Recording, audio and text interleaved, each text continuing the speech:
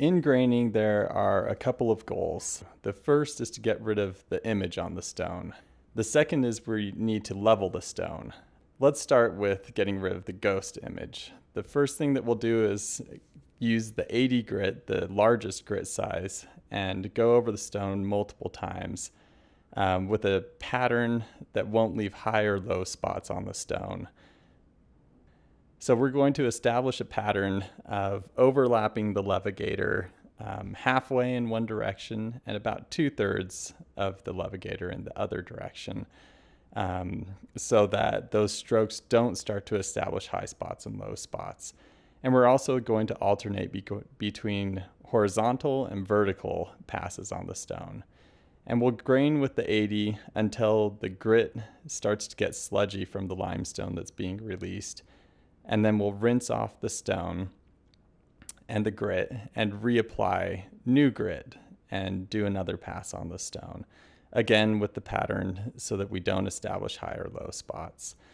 Once we've done that a couple of times, done a couple of passes on the stone, we'll check it for level. When you check for level, you need to make sure that all the grit and stone dust is off of the stone, or it will throw off your reading.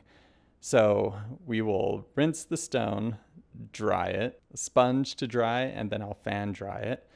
And then I'm going to use the brush to dust off all of the extra grit or dust that's on the surface of the stone. And then I'll use my hand one last time to feel if there's any extra grit on the surface of the stone. So I'll pass my hand over the surface, and if I feel anything, I'll use my hand to brush off that extra grit. So I know I'm getting a good read on the level. We'll put the level bar on the surface of the stone, being sure that each side of the level bar is equal as if it's hanging off the edge of the stone. If it's too far to one side or the other, it will add extra weight to that side and throw off the reading. So ensure that your level bar is equally spaced on the stone from edge to edge. And then we'll use a sheet of cut newsprint. We just cut up old phone books into about 1-inch widths and then place that under the level bar. And we'll use the level bar across the surface of the stone, gently pulling on that piece of newsprint to feel if it slides under the level bar. If it starts to slide, then we know we have a low spot on the stone. And I'll mark any of the high spots on the stone with a piece of pencil so that I can see the pattern of high and low spots across the surface. If I have high spots, I need to grain those down to the height of the low spots. And so I'll establish a new pattern that will let me work out those high spots or low spots. And that may mean that I need to concentrate specifically on one edge to bring it down, or one spot on the stone to bring it down. Remember, if you have a high spot, that it's usually not immediate change, it's a gradual change. So you may need to establish a pattern to slowly bring that edge down along with everything that leads up to that high spot. Kind of like a hill. You need to gradually bring all of that down into a nice level stone. So once the stone is level and your image is completely gone when the stone is both dry and wet, we'll move to the next grit. So in our case, we move from 80 to 100 grit. The 100 grit starts to polish the stone and doesn't work as efficiently to remove the image or to change the level. At the 100, we can still affect the level of the stone, so we still want to check the level frequently, every 2 passes with the grit. And we'll do about 6 to 8 passes with the 100 grit to start to polish the stone. Once you're done with the 100 grit, you'll switch to a higher grit, in our case to 180. And in between the grits, when we're changing the grits, we want to be sure to completely rinse the stone and to ensure that we don't have any extra grit from the lower size grit that we're coming from.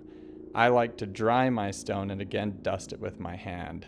So to ensure that we don't have contamination between the grits, I like to clean the station around my stone. I'll rinse all of the bars that are around it. I'll rinse my levigator.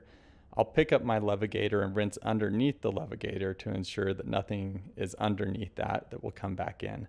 And I'll also rinse off the edges of the stone carefully, or if you have a toenail in the stone, be sure that all the grit is out of that. You can go to the next higher grit and apply that to your stone.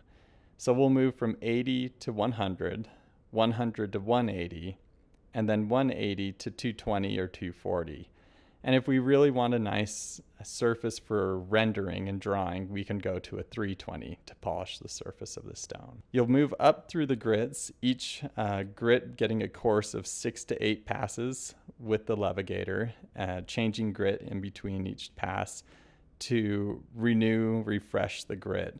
After finishing with your last grit, either 220 or 280 or 320 or whichever you may use, then we're going to file the edges until they're nicely rounded. So we'll just use a mill cut file and round the edge over about 1/8 of an inch to 1/4 of an inch.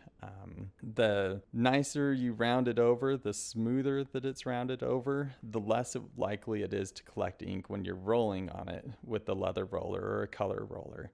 So really work that edge and get a nice rounded edge. I like to feel it with my thumb to ensure that there's not a sharp edge. After we're done filing, you'll use a sponge and plenty of water to remove the stone dust from the surface. So flood the surface with water, and with the water running, I'll just run the sponge over the surface multiple times.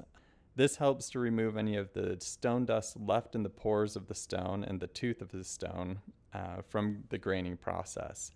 This stone dust can prevent drawing material from sticking to the surface of the stone properly. Once we're done removing the stone dust, we will again dry the stone, dust the surface off, and then we can take the stone and put it in storage, preferably with a cover to protect it until we're ready to draw on it.